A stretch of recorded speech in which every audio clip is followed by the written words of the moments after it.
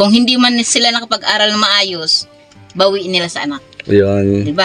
Kasi sa mga anak, hindi naman ako nag-ano sabihin mong tutulong kasi pinag-aaral ko. Obligasyon namin yan bilang magulang. Galing ano. Diba? Obligasyon nating mga magulang na pag-aralin ang mga anak. Kasi para hindi nila maranasan yung hirap namin, pag sila may sariling pamilya. buhay, may sariling pamilya.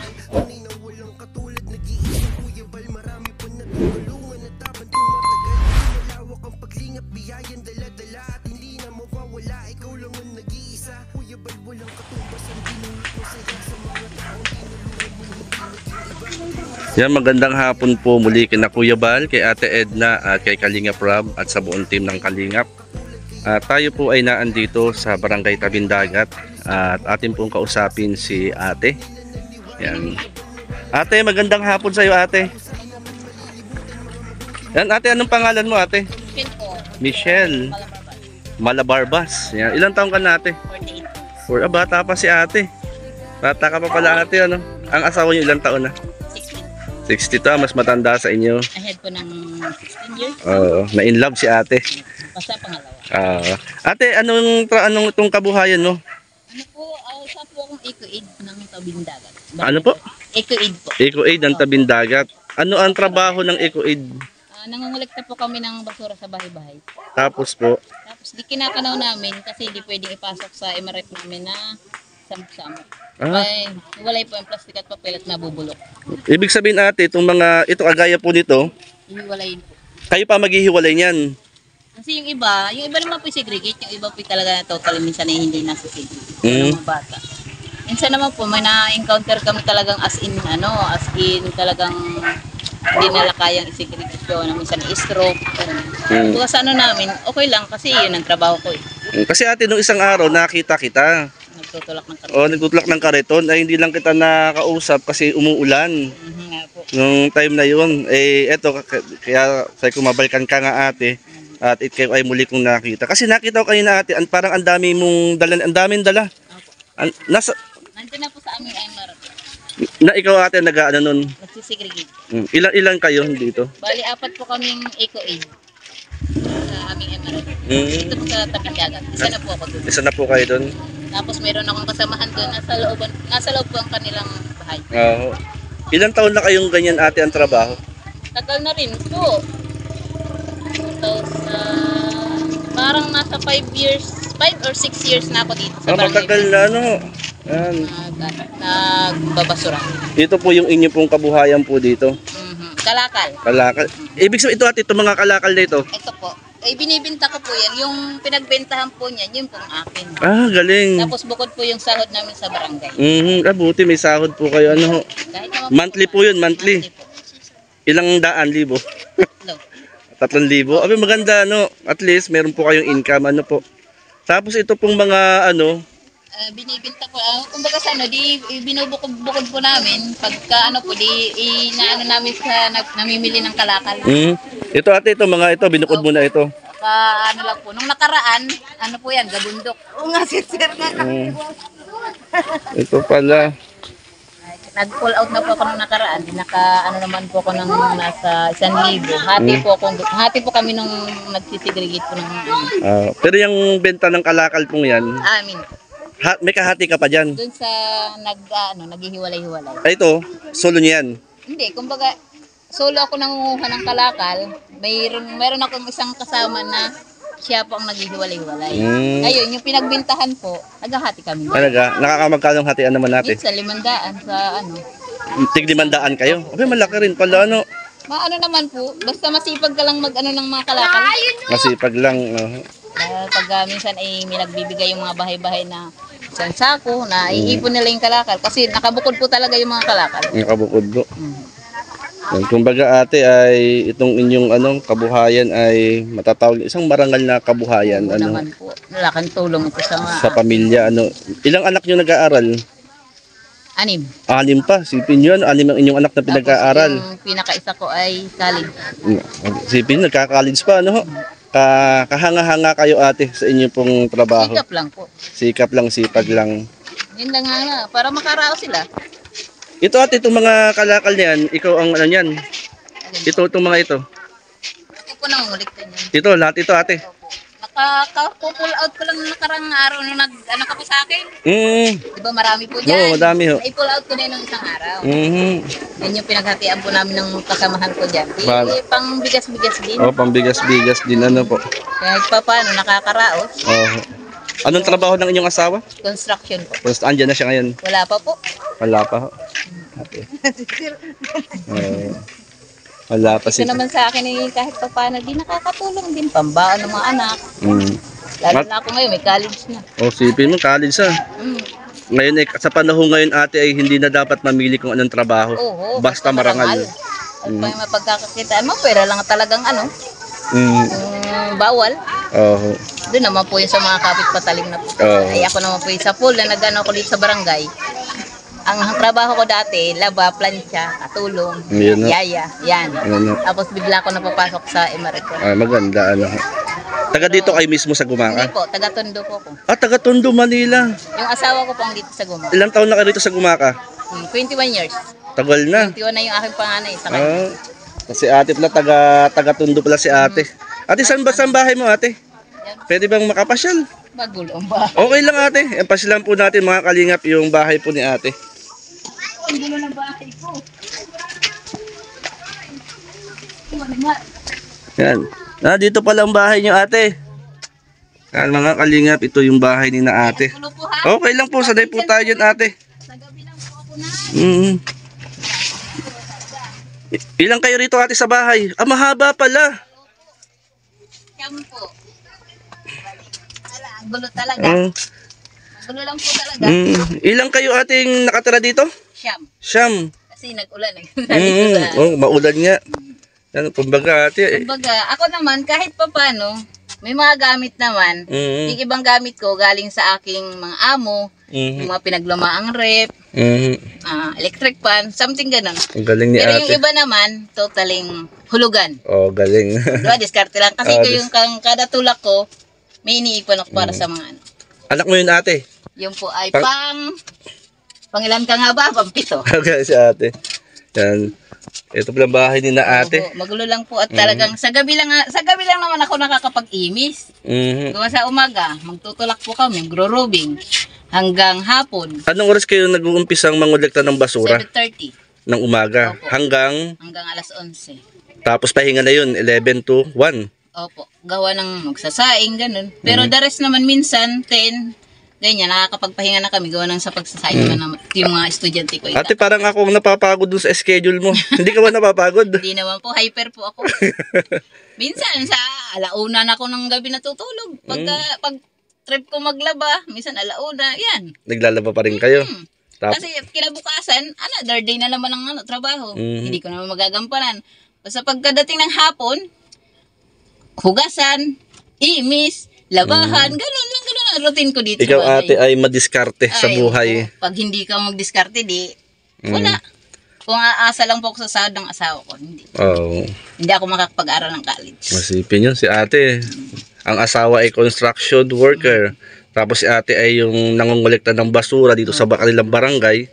Tsaka diskarte lang. So diskarte lang ate ano. Sa kalakal ko, nakakapagpabaon ako minsan sa mga anak ko kompleto. Kalakal po yun. Kalakal lang po yun. Bukod po yung sabuanan ko. Kasi yung sabuanan naman po, either sa tuition ng aking college, nakalaan. Grabe. Ay magkano ang ano nila, kada exam, 2.5. Sipin mo no? Ano ate, nakakahanga ka sa tapang at diskarte ng iyong buhay. Kung hindi ka naman po didiskarte sa panahon ngayon, Diyos ko kung aasa ka lang po sa asawa, wala pong mangyayari. Ate, anong masasabi mo sa mga kagaya mong ina ng tahanan? Sa akin, kung hindi man sila nakapag-aral na maayos, bawiin nila sa anak. Yun. Diba? Kasi sa mga anak, hindi naman ako nag-ano sabihin mong tutulong kasi pinag-aaral ko. Obligasyon namin yan bilang magulang. Galing. Diba? Obligasyon nating mga magulang na pag-aralin ang mga anak. Kasi para hindi nila maranasan yung hirap namin, pag sila may sariling pamilya. Buhay, may sariling pamilya. Siguro ate, ikaw ay fighter ka, no? Opo. Na kahit anong problema, pagsubok, dumating sa buhay ay... Ang pagsubok, nandyan lang po talaga yan sa tao. Depende sa kung paano mo siya kumbaga, Dadalhin. dadalhin sa, Mm.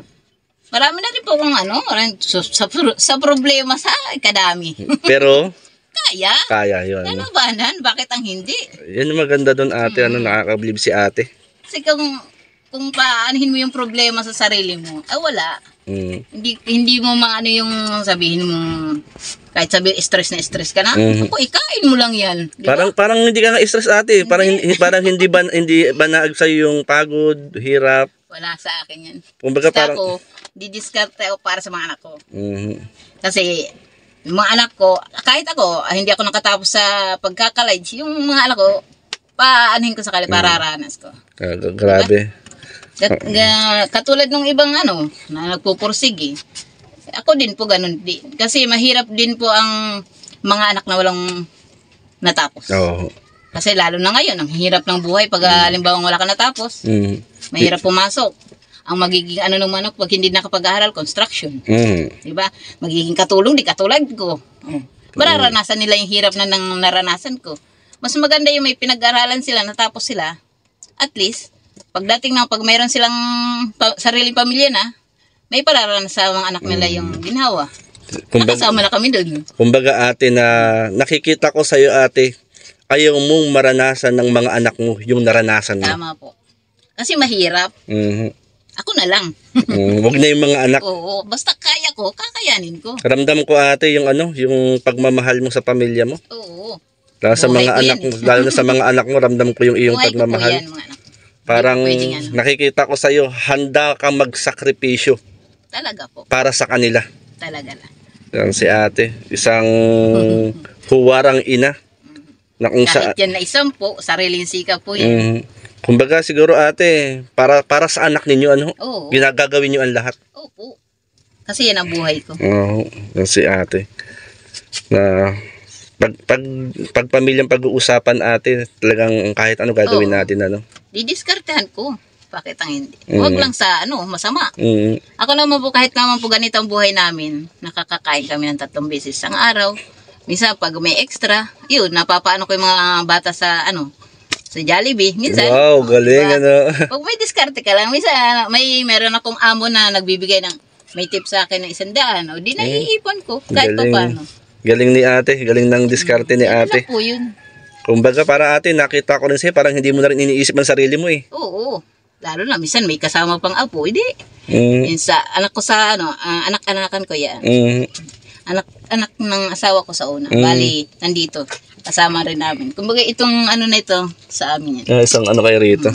Yan Ay, pag may lakad yung mga ko, labit na yung 3 apo. Ganun po ako. Hindi po ako yung sabihin mo kahit anak yan ng asawa ko. Hindi po ako ganun. Ate, anong araw ang pahinga mo? Wala. Wala kang pahinga kahit linggo? Opo. Nakakaya mo? Opo. Bakit ang hindi? Ganun po talaga pag ang iisipin mo kinabukasan. Kasi ngayon didiskarte ko pang ngayon. Siyempre didiskarte ka ng kinabukasan. Para Ganun sa lang bukas yun, naman. oo. Kasi katulad yan, simula Lunes hanggang Biyernes, baunan. O hindi naman po pwedeng isa lang ang papasok. Ay ilan niya napasok? 6. Kung susumahin mo.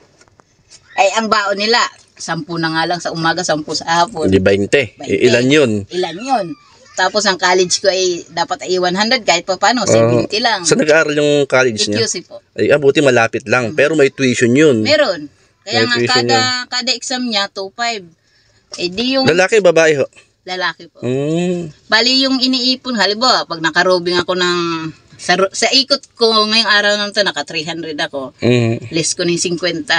May ipon ko. Save mo na yun. Save mo na. Tapos yung the rest naman, bigas, ulam, baon, kinabukasan. Ganun lang po ang ikot ng ko buhay. Galing ng diskarte mo ate. Tapos kung may halimbawa, may magpatapon na medyo may mayaman, edi may tip ako 100. Di nasusubi ko po yun. Galing. Ganun lang naman po ang sa isang pamilya. Basta po mag-aral sila, yun lang ang akin, mag-aral kayo. Kasi ayaw kong maranasan yung naranasan namin. Mas maganda yung kami na lang. Kami na lang. Oo. Kayo medyo umangat, isama niya na kami sa pag-angat niya pag halimbawa Kumbaga ay masaya kayo sa maaabot ng inyong mga anak. Oo. Lalo na ngayon.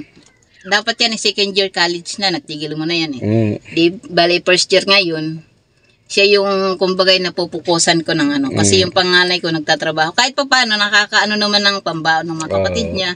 Pero hindi ko naman totaling inobliga na, padalahan mo ko ng ganito, hindi. Kung magbigay, salamat. Kung hindi, salamat. Ibig sabihin ate ngayon, natapos yung trabaho mo, ikaw pa rin magluluto. Ay, ho. Ay, nakahanda ng gulay. Ito. Saan nagluluto ate? Dito? Uling po. Uling. Sa uling. Oo. Wala pa naman akong gasol. Dito lutuan. Buti may ilaw kayo ate, ano? Opo. Buti may kuryente. Kahit papaano ay... Pag solar, brown out, nagpundat din ng solar yung asawa ko. Nag-order sa Shopee. Galing. Ganun lang yun. Pag dito, solar din yan. Pag nag-brown out, may ilaw kami, sila wala. Ito pala. Isang pamilya pala kayo rito ate sa lugar ninyo. Dito sa Barangay Tabindagat. Ito sa anak-anakan ko. Kumbaga, pag wala din, akin din. At wala rin naman po yung asawa. Ano ang pangalan mo ate? Michelle po. Ate Michelle. Malabarbas. Ate, diyan ka lang ate. May kukuhain lang ako ate ha. Hintayin mo kung kang alis. Opo. Yan ate, magandang hapon uli sa'yo ate. Opo. Ate, meron akong maibigay sa'yo. Bigas ate. Salamat. Pang dagdag sa pansaing. 2 araw po ito namin. Yan ha. Opo, 2 araw po ito. Yan. Salamat po ng marami. Galing po yan kay Tita Inday PB. Inday PB po. Salamat po ng marami kay Ate Inday PB ha, sa pagbigay po ng bigas. Maraming salamat. 2 araw na po namin kain yun. Kumbaga rin po, rin sa budget po. Opo. Ay di yung iba, di mahalan si Batman. Ganun lang po. Yan. Salamat po kay Tita Inday PB at tayo po ay nakapag-abot po ng bigas kay Ate Michelle po. Kay Ate Michelle na isang Eco A dito po sa Barangay Tabindagat. At kahanga-hanga si ate, sobrang fighter sa hamon ng buhay. Ganun lang po talaga. Yan ate, salamat ha. Tuloy na ako ate. Pero ate, bago ko tumuloy, pwede bang ipanalangin ka? Sige tayo manalangin. Panginoon, nagpapasalamat kami sa hapong ito, sa biyaya ng buhay at kalakasan, at nakilala ko si Ate Michelle. Lord, ikaw po magpala sa kanyang pag-araw-araw na pagtatrabaho, bigyan mo po siya ng kalakasan, kalusugan, at proteksyon sa lahat ng uri ng karamdaman at kapahamakan. Ikaw din magpala sa kanyang asawa at mga anak, at dalangin po namin Panginoon sa mga pang-araw-araw nilang mga pangailangan, hindi po sila magkulang. Lord, marami pong salamat at ang pag-ibig mo ang patuloy na maghari sa pamilya po ni Ate Michelle. Salamat po ng marami sa ngalan ni Jesus. Amen. Yan Ate Michelle, maraming salamat ha. God bless po sa iyo at kayo na aking nakilala. Thank you po. Salamat po ng marami. Si ate. Tulong po yun kahit pa. Ate, bilib ako sa iyo. Ganun po talaga. Wala kang pahinga. Pero ate, wag makakalimot kay Lord yung mahalaga doon. Ay, yan po, hindi ko nakakalimutan sa araw-araw na ginawa ng Diyos. Kahit naman po paano. Kasama ko po yan lagi. Ayan, amen. Basta pagkagising sa umaga, bago magtrabaho, Lord, samahan mo kami na aking pamilya. Malaking Ingatan mo kami. Doon ako hindi nabitaw. Yan, yun ang maganda doon ate. Kahit anong pagsubok, nasa katabi ko yan. Yan. Yan, salamat ate ha. God bless po sa iyo. Bigay niyo pong biyaya. Salamat kay Tita Inday PB po. Yan, salamat po Ate Inday. Salamat po ng marami. Salamat po ate. God bless po sa iyo. Po yung video.